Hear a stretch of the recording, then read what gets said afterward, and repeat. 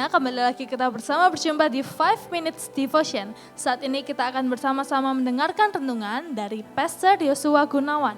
Kiranya bisa memberkati kita semua ya. Mari kita sama-sama berdoa sebelum mendengarkan renungan.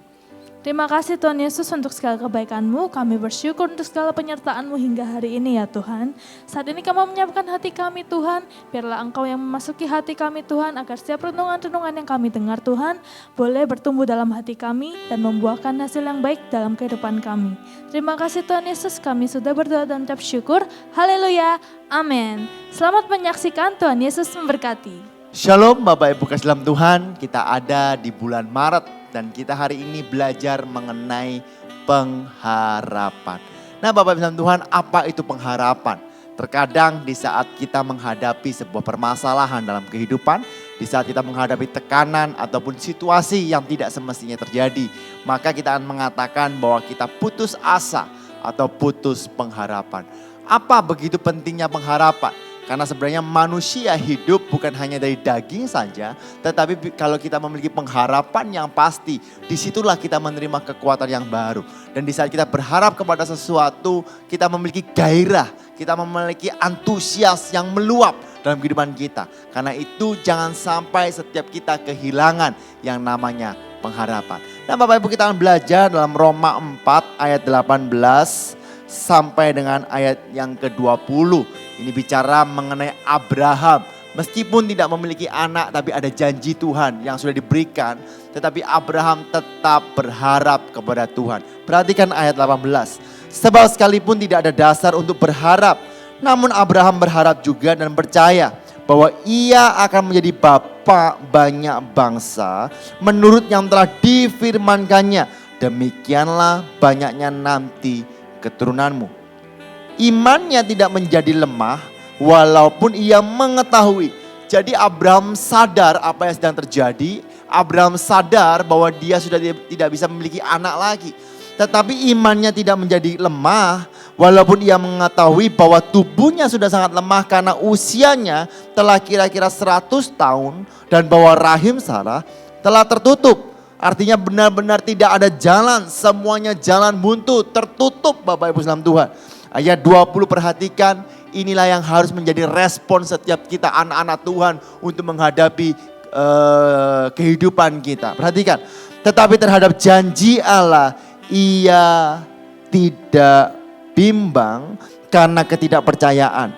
Malah ia diperkuat dalam imannya dan ia memuliakan Allah. Bapak Ibu dalam Tuhan, perhatikan, kalau Abraham dapat melewati permasalahan-permasalahan yang ia hadapi, ini sebagai contoh untuk setiap kita, bahwa kita pun tidak boleh ragu dengan janji Allah. Karena di dalam perjanjian itu, di situ ada mujizat, di situ ada jalan keluar yang Tuhan sudah sediakan. Nah, kata terhadap janji Allah ia tidak bimbang karena ketidakpercayaan, diambil dari kata yang berarti tidak ragu-ragu. Saya bertanya kepada Bapak Ibu dalam Tuhan, apakah di saat engkau menghadapi keadaan dan situasi, engkau ragu-ragu terhadap janji Tuhan? Mungkin engkau merasa kalau ada orang diberkati, aku tidak berkati. Apakah engkau menjadi ragu-ragu? Lalu untuk apa sih pengharapan ini? Perhatikan, paling tidak ada 5 hal kenapa kita terus berharap kepada Tuhan. Yang pertama, orang yang berharap memiliki ketenangan hati. Ia memiliki damai sejahtera. Ia tahu keadaannya seperti apa, tapi ia tetap tenang. Kenapa? Karena ia percaya bahwa ia ada dalam penyertaan Tuhan. Yang kedua, ia menerima yang namanya penghiburan. Jadi orang yang berharap, dia merasa dihibur. Kenapa? Karena ia tidak gampang putus asa. Ada sesuatu yang harus dikejar. Ada masalah apapun, ada sesuatu yang harus dia capai. Ada sesuatu yang harus dia selesaikan. Dan di saat kita berharap kepada Tuhan, percayalah ada penghiburan daripada Roh Kudus yang selalu senantiasa menghibur setiap kita. Lalu kita juga menerima kekuatan. Bapak Ibu, orang yang berharap itu selalu menerima kekuatan. Ya, apalagi ia memiliki tujuan hidup. Bahkan ia dapat melewati kesulitan. Saya tutup dengan sebuah cerita. Ya, pada suatu hari di Korea gitu ya, ada peperangan terjadi yang begitu besar, begitu dahsyat, begitu luar biasa. Sehingga terjadinya kelaparan yang luar biasa. Ada seorang mama, seorang ibu memiliki anak. sudah lama sekali tidak makan, perutnya kelaparan. Ya, setara hitung-hitungan seharusnya anak ini mati karena sudah lama tidak makan. Anak ini menangis, mama, aku mau makan, aku lapar dan lapar. Tapi apa yang terjadi Bapak Ibu, ibunya dengan bijaksana ia mengambil batu, ia merebusnya.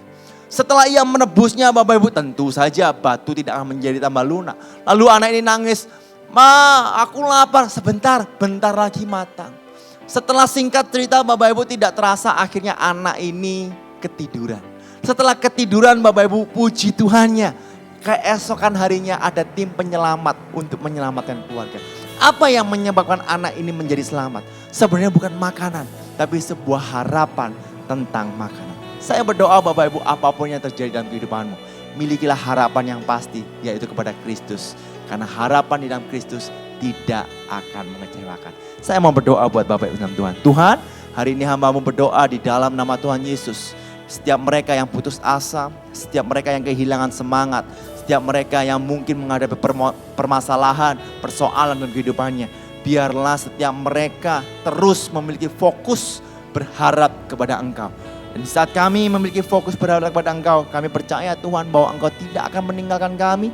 Engkau selalu menggandeng kami dan Engkau selalu memberikan kekuatan dalam kehidupan kami. Hamba-Mu berdoa untuk setiap yang melihat tayangan ini Tuhan. Setiap mereka yang sedang mengalami pergumulan hidup, Engkau jamah, Engkau bebaskan di dalam nama Tuhan Yesus. Yang sakit disembuhkan, yang lemah dikuatkan, yang mengalami jalan buntu diberikan terobosan. Terima kasih Tuhan, di dalam nama Tuhan Yesus, haleluya. Amin.